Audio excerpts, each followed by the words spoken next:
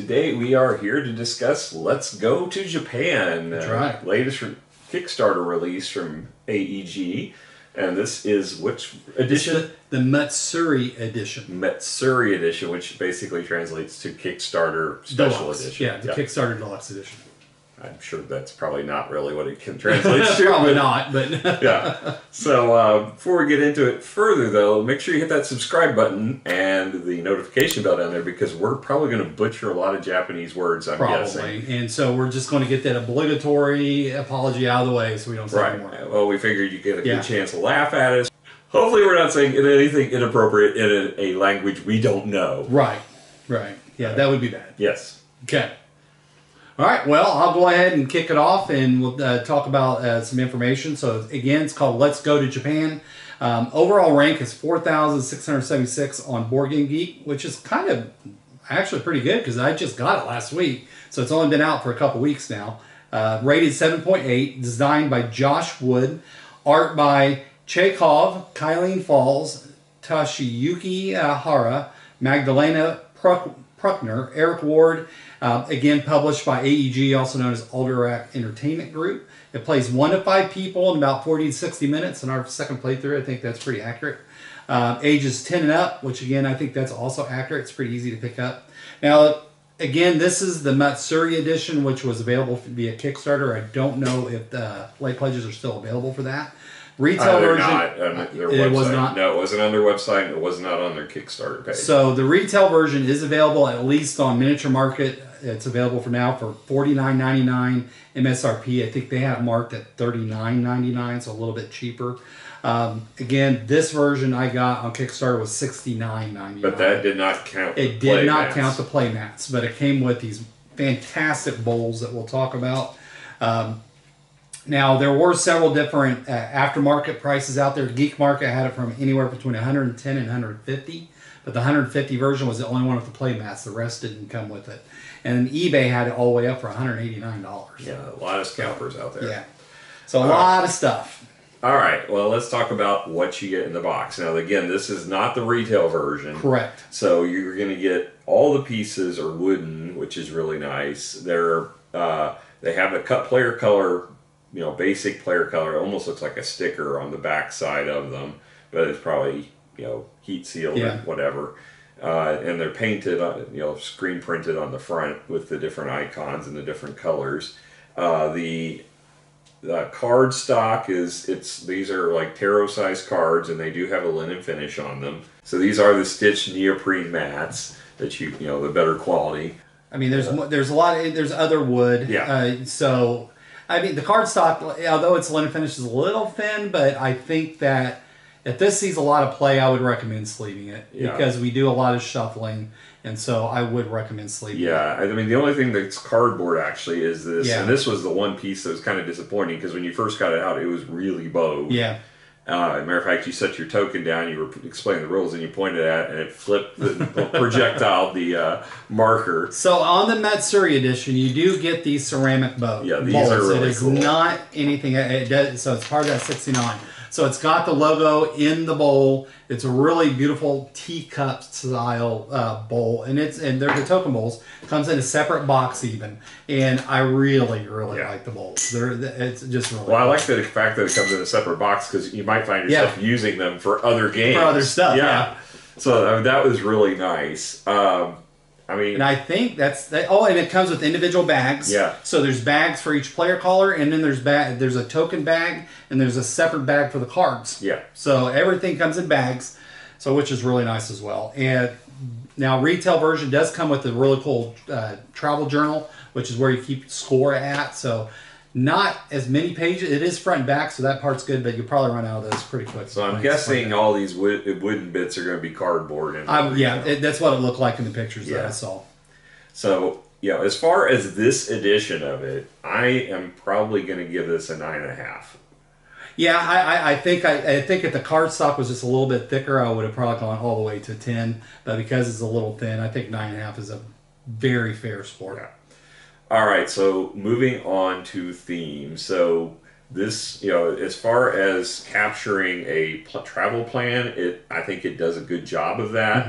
The only problem I had with theme was that some of the cards were redundant, and it seemed like you were doing the same things. Like I'd go to a temple, and then I go to another temple, and then I go to a shrine, and it's like there was a lot of redundancy, and sometimes it would be the same card. I mean, the same picture. There was, I think at least 2 copies, if not more, of some of the cards. So, I would like to see more variety, but that's really a nitpick because it does. I mean, if you're a fan of Japan, or you're a person who's lived in Japan or visited or likes Japan, to travel, you're going to probably recognize a lot of these locations and the different things, and these are probably very common for a trip to Japan. I wouldn't know. I've never been to Japan. I know that my wife and her brother both really want to go to Japan. I know I would starve to death if I went there because I'm such a picky eater. So what would you score it? Theme-wise, I think it does a good job of capturing a planning itinerary, and I'll probably give it an 8. I think it does a good job as far as the locations and the things you might do in Japan in general. I just wish it was a little more variety. I'm the exact opposite. I think it's a 10. And okay. Well, one, I've been blessed and got to go to Japan for a couple weeks, so I did get to go to some of the locations in the card, so that was kind of cool. But I love the artwork. I think the artwork is fantastic. It's all hand drawn, and if it's each unique location is unique artwork. So, and it's just really beautiful artwork. And then 2, even though yes, I've seen the same card, I relate it very similar to Wingspan. Every card in Wingspan for every bird has its own scientific information. It's the same thing with here. Every unique location has a pretty good amount of information about that location. That had to take a lot of work to be able to get all that together, and I respect that. So thematically, I think it's perfect. It's 10. Okay. All right. I'm actually forgot about the actual text on there. I think I will give it 8.5 because of the text.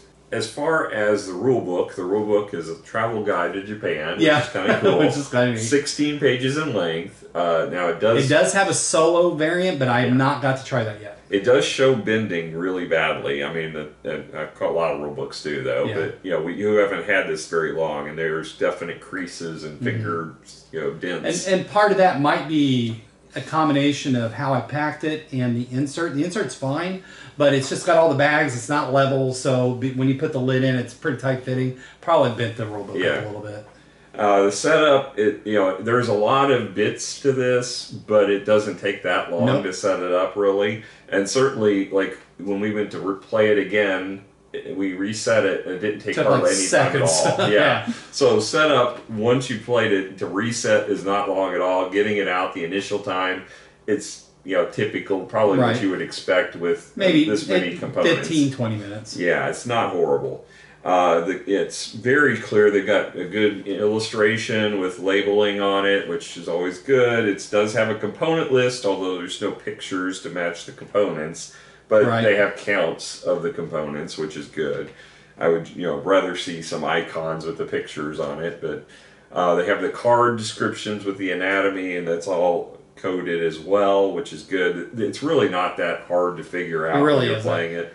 I to be honest, when I played it the first time, we were learning it, and I thought the rulebook might have made it feel a little bit more complicated than what it really was. Well, I think there's some of that, and I also think there's some things that we had to go back a few times and check because and just kind of they're not figure it out. Yeah, because it's not really clear when an icon, for example, you're matching icons in sets, which we'll get into during gameplay, but sometimes you get wild icons, and it wasn't clear if those actually just adjusted your position on the scoring track, or if they were used to indicate some of the triggers for bonuses. See, I thought it was pretty clear that it didn't, and then later on there was a part that kind of made it sound like it did. Yeah, so there's some confusion. So I don't think it's horrible, but it is a problem that when you have to keep referring back to the rules, especially for a game this simple. Yeah. As far as the rule book, I'm going to probably give it a 7 because of that. I don't think it's a terrible rule book. It's just it's because it is such a simple game, you would expect you could read it once and you don't You'd be ever have done to with go it. back again. And this one, we had to keep referring back Sure. to look up things that seemed like they were, they could be interpreted multiple ways. So, all right, moving on to gameplay. So you're going to start the game out, and one player, in the base game anyway, one player is going to draw these tokens from a bag to determine the sequencing of them from on a calendar for a week, Right. from Monday to Saturday. For whatever reason, the base game does not include Sunday. Now, the expansions that came with this also included Sunday, but Which came with the Matsuri edition, but the retail edition does not come with the 2 expansions. Yeah, unfortunately, neither the playmats nor the scorebook included room for that expansion, so you had to kind of makeshift. They did include a little cardboard piece to add it on, and it is nice that you can play it on either end during the course of the game, which is part of the expansion rules. But on the base game, these tokens are lined up in sequence, and these will represent basically triggers that, as we finish the game, you're going to ultimately go on the trip that you planned. For each day, you will score each of those days in sequence. So you in order to have the icons you need for Monday, you can't play them on Friday. Right. You have to have them in play on Monday, or but before. they're cumulative by the time you reach Friday. So and you don't lose them. Yeah. So you can use them multiple times throughout the week. Right. So at the beginning, this is going to be blank. You're not going to have any cards here. And then on this guide, it has each turn what you're going to do. So in the first one, you're going to draw one of each of these stacks, the pink and the blue. So Kyoto's pink, Tokyo's blue. And you're going to choose one of these cards. Now, the cards will have icons at the top. They have a victory point value that's a base victory point. They have a condition at the bottom that has, in this case, it requires 3 blues. And then they'll have a bonus of scoring if you have that condition met by that day. And this one is 2 victory points per pair of pink and green. So you will try to figure out where you want to position that on your board. Well, you can put it anywhere you want. If you put it in the first position, the blue will match, and there's a bonus for collecting the same icon in the color where you've got that token, which is nice. But having this later in the week is going to give you more opportunities to get pairs. Right. So it's kind of and to meet the condition, because for that one, it's asking for 3 of these blue ones. So it might be tough to get it earlier in the week. Right. So you got to kind of decide where you want to play it. But then the other thing is to consider is what city it's in. Because when you're playing these, ideally you want to put all your pinks together, all your blues together, because you have to take trains back and forth between them. Now, you start the game with 1 train for free, but if you hop between pink, blue quite a bit, you're going to need a lot of trains. You can get some bonus additional trains by completing these icon matches. So each day of the week, you get 3 cards, and once you get that 3rd card, you look at all the icons, and so it's called the I forget the term of it, but it's specifically the focus of that type of event it's looking to do for that day. And if you get 3 of those, or depending on how many you get a bonus. If you only have 1 icon, then you get to move up on a mood tracker. 2 gives you an ability to kind of cycle through some cards, or a wild token, which I think is kind of neat. But if you get 3, you get that bonus train Randy was mentioning. So you just set it off to the side. You don't use it yet, but eventually you'll have to use those trains, and it's either positive 2 points. But if you don't have that positive 2, then you have to get it negative 2. Yeah. So basically, and there's also... It could be punishing. There's also, in addition, a positive mood boost if you got the train in advance. Because it's considered a luxury ride. So whereas not only do you get otherwise +2 points, you also... otherwise you're scrambling to get on the train. You might end up in the luggage cart, presumably, and that's why you lose 2 victory points. That's right, because you're not happy. So it is difficult to get 3 icons in many cases because you're dependent on the luck of that draw.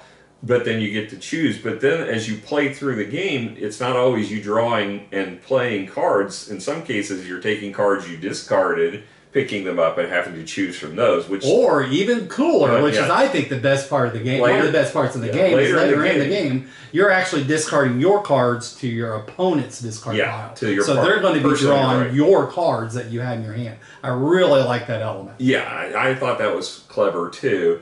You know, I didn't like the fact that Caleb was on my left. Yeah, you kept screwing him over. Yeah, I never saw blues in the entire game. What a coincidence! Yeah. So basically, you know, you've got a lot of things you have to think about when you're playing these cards down. So even though it's a very simple game of draft cards and pick which ones you want to keep based upon the icons and bonuses. But the meat is where you're going to place that card. Right. And then there's even another option. You might not like any of the cards. Right. So if you don't like the card, you can discard it and draw a card of your choice and play it face down. It's called going for a walk. And so it's basically, at that point, a blind draw. You're taking it, you get a perk for doing it in the sense that you get one of these card tokens that lets you can, if you keep it till the end, it's worth a victory point. But more importantly, you can use it during your when you're drawing to draw 3 cards from the draw pile. Of your choice, any 3. Yeah, add them to your hand and then choose from that and discard 3 cards back. And then you get to play the card that you want. Right. So hopefully you're cycling through your hand and getting something a lot better than what you have. Right. So, you know, it's sometimes behooves you to play those cards. Not to mention that one of your icon tokens actually is the icon, those mood markers, which you will also get as a perk for playing it on the backside face down, because that's because what you'll do is when we're actually scoring each day, you have to then choose on those walk days. Do I want to leave it as a walk, which gives you that mood bonus and a victory point, or you can flip it over and activate it, and that might be some icons that you need. Maybe some icons you don't need, or some negative stuff. Yeah, there's a lot of cards that have negative mood indicators, which might end up hosing you. Now, usually it's going to be beneficial to flip it. Because, Generally, one victory point is most cards. There's a lot of cards worth 1, but most of them are worth more than 1. So if nothing else, your base points are a little bit better. Yeah, and you're getting more icons. True. That way. So and the icons are important because if you reach certain levels at the end of the game, you're going to get victory point bonuses for those on your scoring track. Because each icon represents an experience, and so these experiences are worth more victory points the higher up the track they are. Yeah.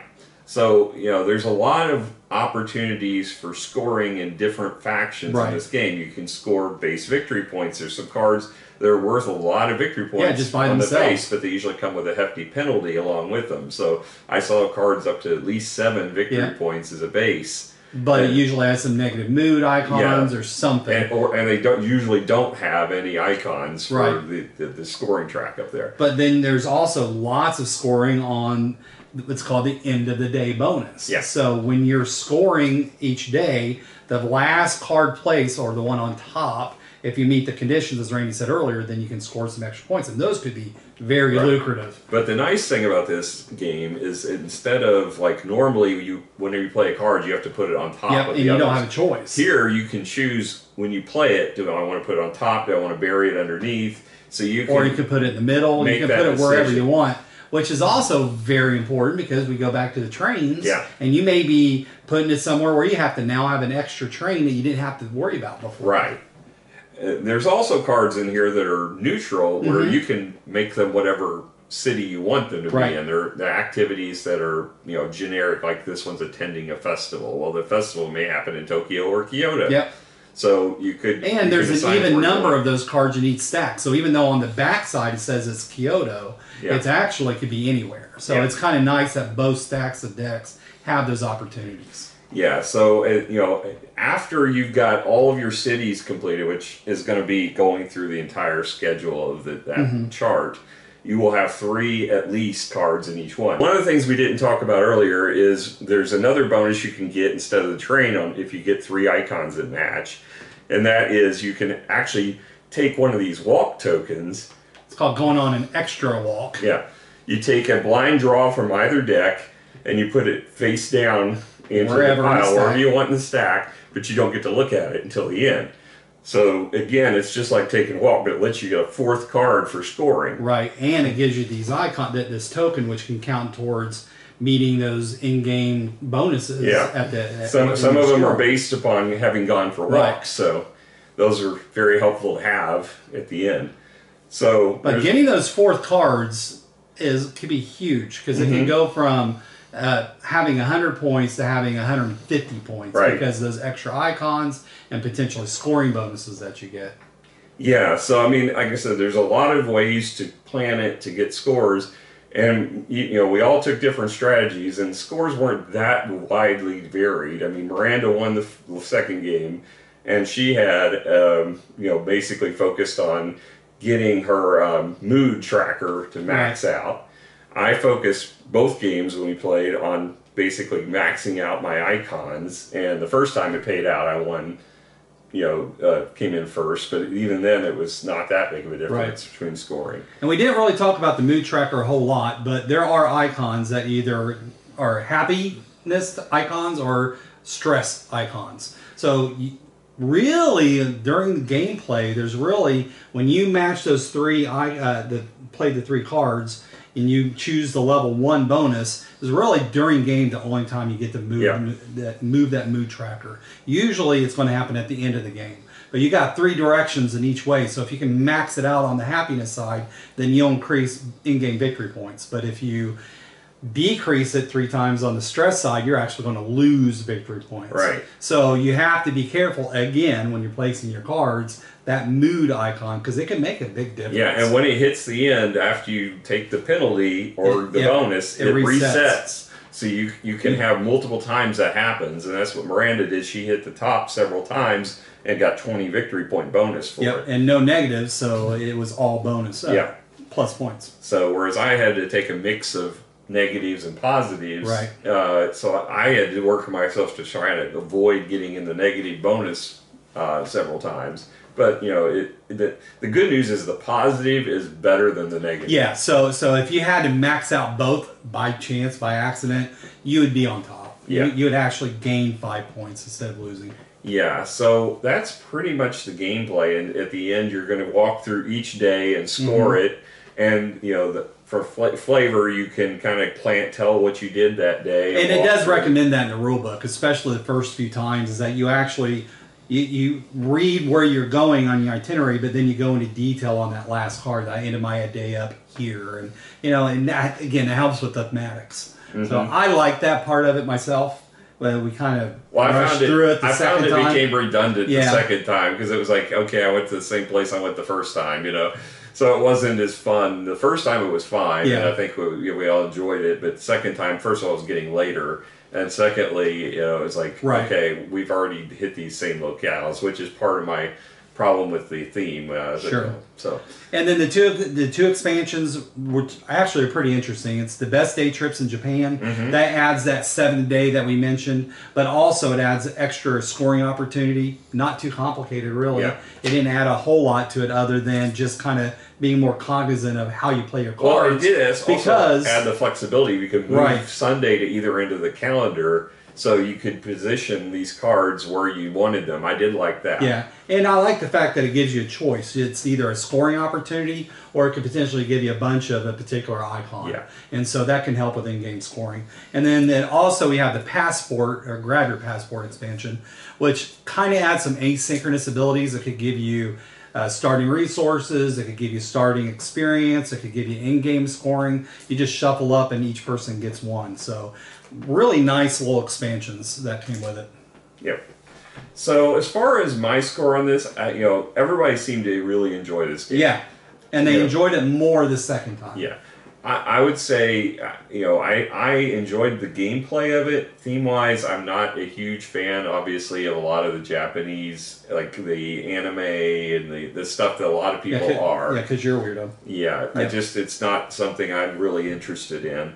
But, you know, I can appreciate the fact that it is it's a good representation of the Japanese culture and the Japanese... Just all the locations. The locations there that are obviously important. So I can appreciate that, and I like the fact that it feels like you are planning an itinerary. Mm-hmm. So for that reason, I'm probably going to go ahead and give this an 8. I think it's it's a really good game. Now, obviously, Miranda really enjoyed it. She wanted to share it with her family. That was the first thing she thought of. Yeah, she's going to borrow it and take it with her. Yeah, so she's super excited, and she really enjoyed this. And it's, I feel bad now because I didn't back it, but then she was like, well, Rob's got it. We don't really need a copy, and we're kind of out of space anyway. So, sure. So, but yeah, that's my thoughts on it. What's yours? I think I'm a 9. I really liked it. Thematically, it's fantastic. It's just a good game, and it's a really good game, again, like Randy mentioned, kind of having it in your back pocket if you might have a group of people that are just not really into board games or just not really into complicated games. This is a really good one to break out because I think they'll enjoy it. And there's enough meat for those with a little bit more experience to like it as well. Yep. So that's our thoughts on Let's Go to Japan. So, if you've had a chance to break this out and play it, let us know what you think. If you have been to Japan, let us know about your favorite locales. Yeah. We'd love to know. So, I guess. Yeah, well, what kind of hokey ending you got? I'm really at a blank on this one. So, if you have a good ending for this video, let us know. Because I'm not, I don't know enough about the Japanese traditions and culture to have a good ending that's not going to probably sound really inappropriate. So, there we go. So, have a good one. All right, sayonara. Bye.